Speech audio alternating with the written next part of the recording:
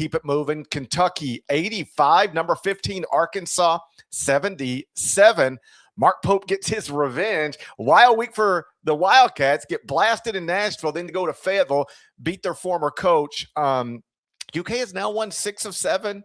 Mm-hmm. They led by as many as 13, led for nearly the whole game, won it by 8. Arkansas, let's go to the Arkansas part first real quick. First loss at home this season. Obviously, the result has flipped from a year ago when Kentucky was in the better spot, was expected to win the game on its home floor. Cal comes in with Arkansas, wins the game, and really changes the season for Arkansas. They would go on to make the Sweet 16. Kentucky's coming off just the embarrassing no-show. Of course, I saw it in person earlier this week in icy Nashville, and you just wonder, can they keep it close? They won it. There's just so much with this game, man.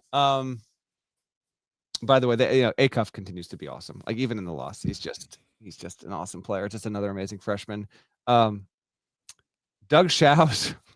Yeah, I'm sorry, I have to mention it. Like this, and I don't typically say a lot of like this, and I tweeted it, so I'm gonna say it on the show. Like, this needs to be disqualifying to work the Final Four, man. Like there was the hilarious screen cap where it's just a bemused Mark Pope, and underneath it says Kentucky 3 technical fouls in the last 38 seconds. Like, when's the last time that happened? 2 of the technicals were completely unjustified, especially the one on Mo Diabate. Like, tell me you saw that. Tell me you saw him just say, I think he said, let's go, after blocking a shot. I know. To no one. And he didn't even forcefully yell it. And Shouse instantaneously gives him a tech. What are we doing? And at that point, it looks like Arkansas is going to win the game. Kentucky rallied. But GP, like, he's a longtime referee. Like, he gets these assignments because he's a good ref. Like, they get graded out. Come on, man. You can't do this. And Kentucky fans, obviously. Stay out of it. Stay out of it. Nobody minded that. There's 10 dudes playing basketball on the court. None of them minded what happened except you. All right? There's like 3 or 4 of these games a year, because to me, a lot of it, like, blame the refs, like, that's straight up loser talk. Like, me as a Bears fan, like, it's the one team that I like forcefully root for. Almost never, ever, ever, ever will I like pin a team's loss on the officials. I just think that a lot of that's cope. But every so often, man, like, just as a neutral observer, there will be a game where a crew or a specific official, like, it'll outright annoy me, and I hit that point in this game. Like, Kentucky, they overcame it. I think there were 6 techs and a flagrant in this game. And even like the one on Arkansas, I honestly, that was a makeup tech, and you shouldn't even have that to begin with. Whatever. That was frustrating to watch. Otega Owe, 24 points, season high. Kentucky has won 6 of its last 7 on the road against Arkansas, which is wild. Also won 6 of its last 7 on the road in the SEC, as you mentioned, to get to 15-7. There's a couple of surprising stats in here, GP. Kentucky held Arkansas to 3 of 14 from beyond the arc. Good on them. Kentucky is 10-0 this season when it leads at the half, and is 31-1 under Pope when it leads at the half. Maybe that stat needs to be pinned in every single room and every single hallway in Lexington to keep the motivation on early. BYU's kind of had that issue, so as Kentucky wasn't there on Saturday in Fayetteville.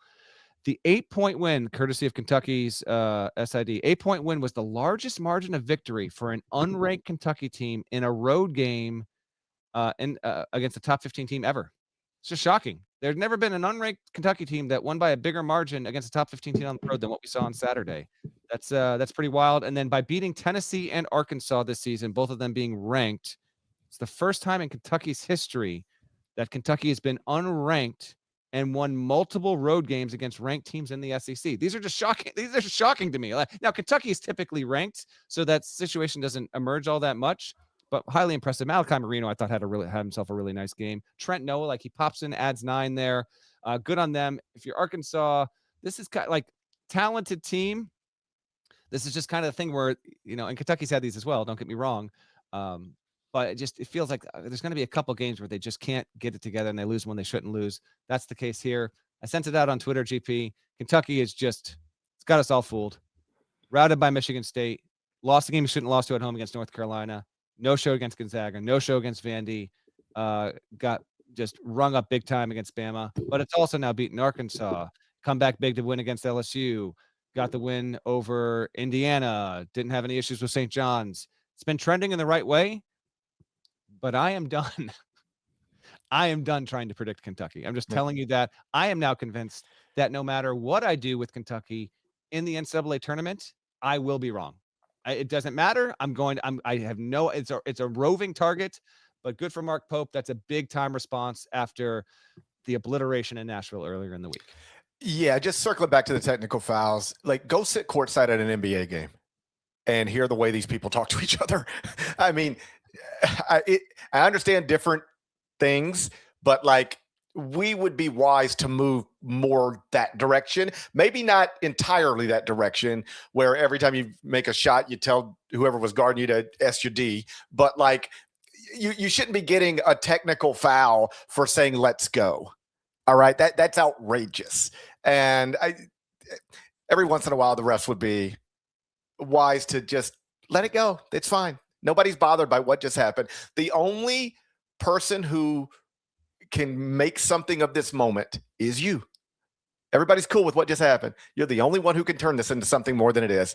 Why are you doing it? It's unnecessary. Let's keep it